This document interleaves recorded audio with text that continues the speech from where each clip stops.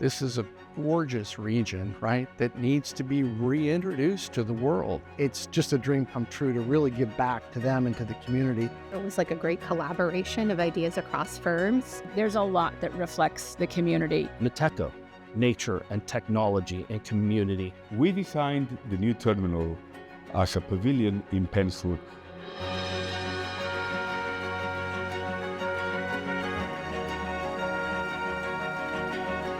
It was the team of Gensler HDR as well as Luis Vidal architects that really started to come up to the top. We felt that this was a great combination in order to reflect the fact that this is a global facility and it needs to serve a very specific local market. I spent a lot of time in Pittsburgh and I was attracted by three values. The first one, nature. Its trees, its rivers. The second one, technology, transportation, healthcare, institution. The third one, community, arts, culture, sports, music.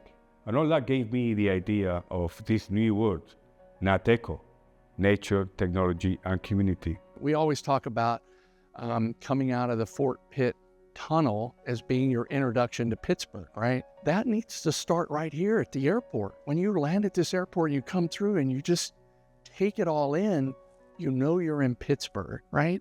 That's what it's about. Even today, we work closely to ensure that the vision of the project that was set forward at the beginning follows through to the end of the project, and the final deliverable will look just like the first renderings. The design elements around the Nateco, some of the obvious ones that are very prominent, the roofs with the bands that mimic, the rolling hills of Western Pennsylvania.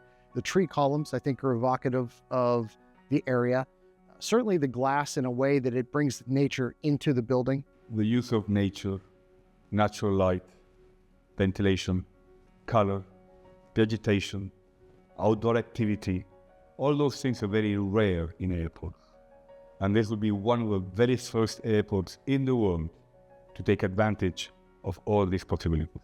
Unlike, other projects that are driven by airline demands or the need to add additional gates or capacity increases, this was always at the root sort of about the passenger experience and making this place a memorable destination again, and a place that people could relate to community.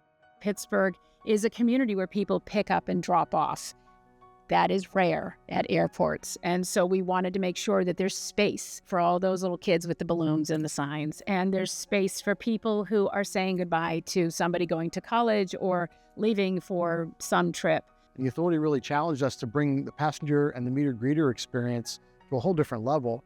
It allowed us to really focus on those areas and treat the meter greeters as guests here. I think this airport is going to have a lot more character. What I think, this airport design is doing is really bringing in the local flavor, colors, texture of Pittsburgh and the Western Pennsylvania region, but it's also creating those memorable spatial moments where people are going to just pause, right, that relate to all five of the senses. I hope that when they walk in, they go, wow.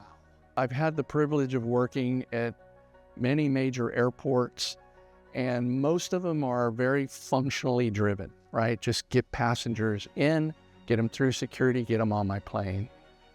This one takes it way beyond that, and I'm excited to see it open. The design team has been a dream team, and in there I include the client, which has been magnificent from the outset, Gensler, with whom we had worked in the past, some many years ago, and HDR, which we knew as well from different opportunities in the United States. Leading a design team of this size is like leading an orchestra, right? Everybody has their different parts to play and they're playing different harmonies and they need to come in at the right times. We actually co-located in an office suite for the first, 24 months of the project. So having that first 24 months of us working together was extremely important. There were moments of emotion, and what it created was an environment where people were competing with each other and really pushing the design to just new heights and elevating that design continuously. It was a great way to bounce ideas off of each other in a much more efficient way.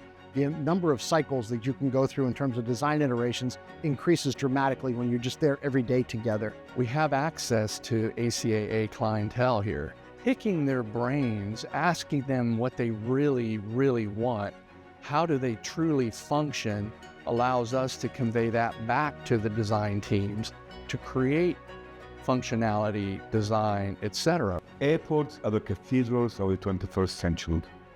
Cathedrals are where people used to gather for economic, social, and cultural exchanges. Modern international terminals serve the same purpose. People gather, mix, because of their economic, social, and cultural interests. It's going to feel like it's the airport of today, not the airport of 30-something years ago. So it will just feel renovated and new. And that's something that I think does reflect Pittsburgh, right? Pittsburgh is a city that is poised for a present and a future that's very exciting. The building will reflect that just because it's new and it's upgraded. Having an airport that frankly inspires for people that are considering investing in Pittsburgh, that people are flying in from a business perspective and they get to see the region for the first time right here when they get off the plane, giving them a sense of place here in Pittsburgh, getting them to understand, what we're all about and how much we care about this region, I think is so important. As I talk to people who've never been to Pittsburgh, they always say to me, yeah, I don't know, Pittsburgh, probably a lot of smokestacks and steel and barren areas. So wrong. This is a gorgeous region, right, that needs to be reintroduced to the world.